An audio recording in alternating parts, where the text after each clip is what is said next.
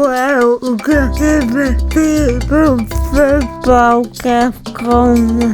Moving our to have some talking and investigating.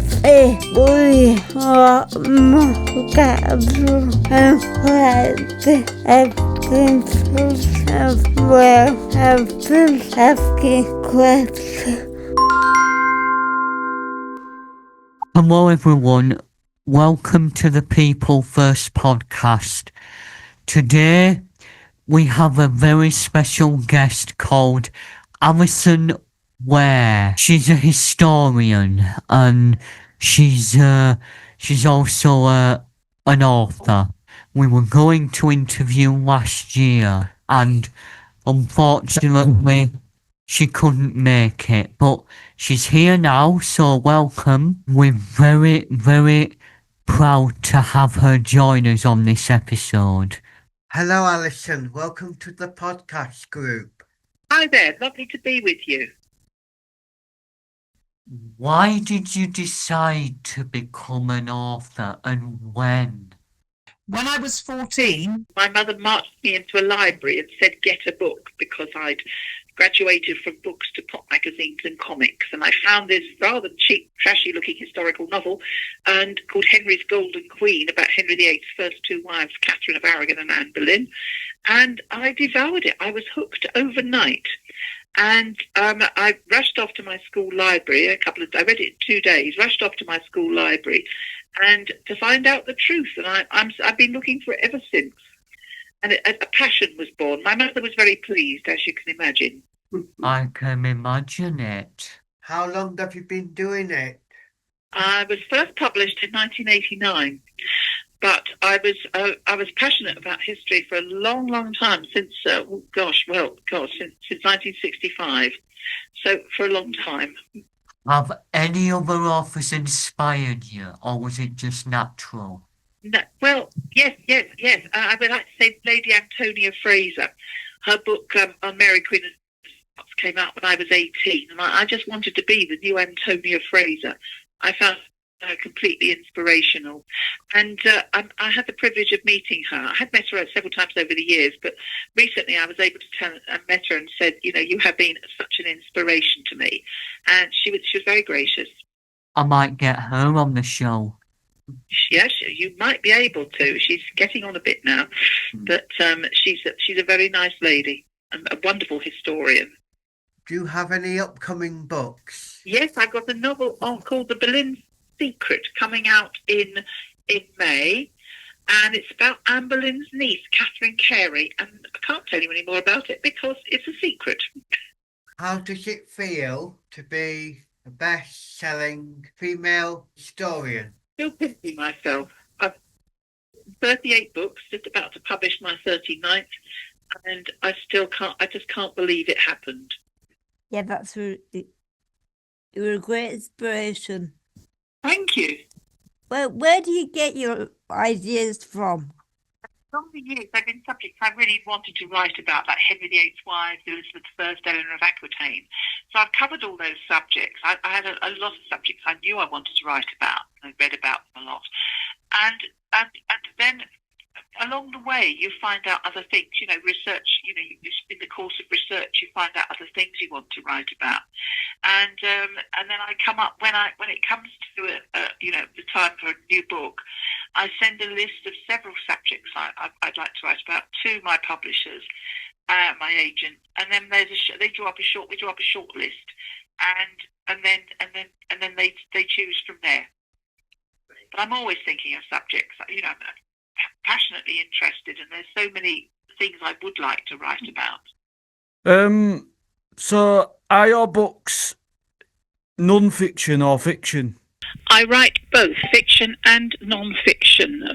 Non-fiction from 1989 and fiction from 2006. So is this The Boleyn Secret fiction or non-fiction? The Boleyn Secret is fiction. Cool. Based on historical research. Thank you, Alison.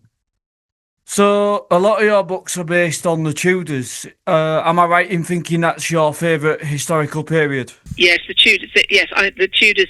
They are my favourite historical period. Yes, I've written more on them than anyone else. They're a dynamic dynasty. You couldn't make it up, really. It's a very dramatic period.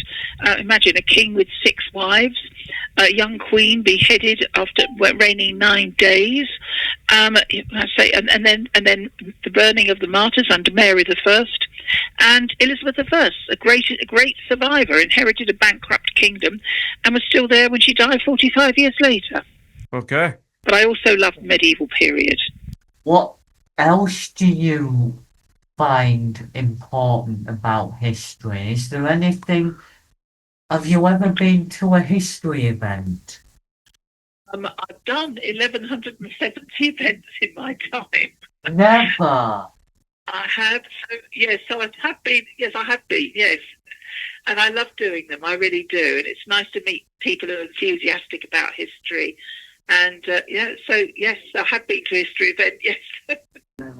A lot of your books are focused on female. Is that important for the representation? I think it is because for a long time women's histories were overlooked, and I was always fascinated by them. I couldn't find out information I wanted to find, and I really thought I'd like to retrieve some of these histories. Do you have a favourite historical person to write about? Probably Elizabeth I, because she's such a vivid character. She's a flawed human being, but she's she's dynamic as a personality, and she's great wit and repartee. So yes, I like writing about Elizabeth I. And can I just say, it was a shock to lose her at the end of 2022. About yes, it was a shock to lose our late queen. Yes. Yes. Very much so. Yes. Yes. Those Elizabeths are a couple of 100 years apart, Luke. Oh. I know. Yeah. That's history, isn't it? Real. Yeah, exactly. So what do you do outside of your writing?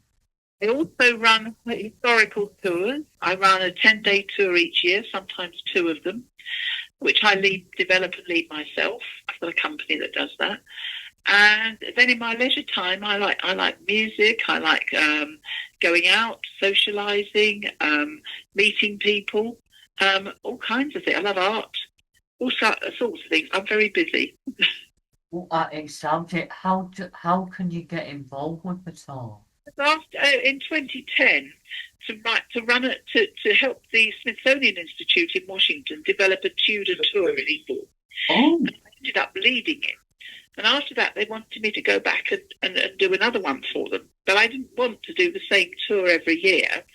And my agent said, why don't we set up our own tour, my touring company? And so he did. We worked together on it.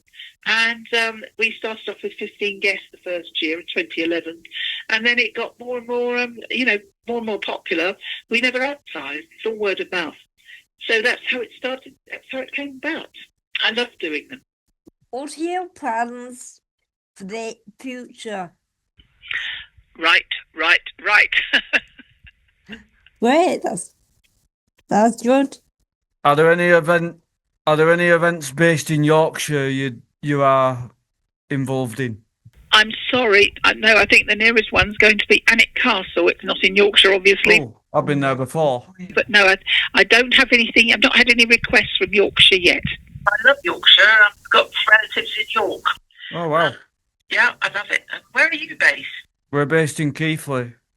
It's near Harrow, Bronte country. So, apart from The Berlin Secret, what other book do you have planned? I'm writing history books about Mary Tudor, Henry VIII's sister, and her scandalous marriage to Charles Brandon. Oh. And then I'm going to be writing a new version of my old book, The 6 Wives of Henry VIII. Oh, wow. I've got a novel. I'm working on a novel, The White Rose of Scotland, about the wife of Perkin Warbeck, the Pretender. Well, that'll be a very highly anticipated read. Thanks for the information. Does your book series have, or any of your fiction books have a series that they're part of that you can give me a reference to? Rescue the Queen's books are. They're a series of 6 novels about the wives of Henry VIII. Right? Something that I'd like to ask before we round off. So, 2 of our podcast team that we're working with at the moment, Luke and Tyler, they're both visually impaired. So, do you have audio recordings of your books or braille versions? And Yes. is that really important? Yeah. Sorry, no, I know they're on Audible. They used to be on CDs and tapes before that, on cassette. But no, I mean that's probably the best thing to do, to go on Amazon and look for Audible. You'll find the talking books there. I just want to say a big thank you, Alison. Delighted to have been speaking to you. I really enjoyed it, and thank you for asking me. We looked forward to it, and You. we will release the podcast very soon. Lovely. Let me know, and I'll put a link to it on my website. Please do. Yeah, Is there anything you'd like to quickly add before we finish? Not really, just to say good luck to you. I think it's a great thing you're doing. Well done. We love it. Thank you. Thank you very much. No, it's a pleasure. Absolute pleasure. Thank you, Alison. Been good to talk. Thank you. Bye. Take care. I just wanted to say thank you for joining us. It's been a pleasure. Thank you for inviting me. Yes. Thank you so much.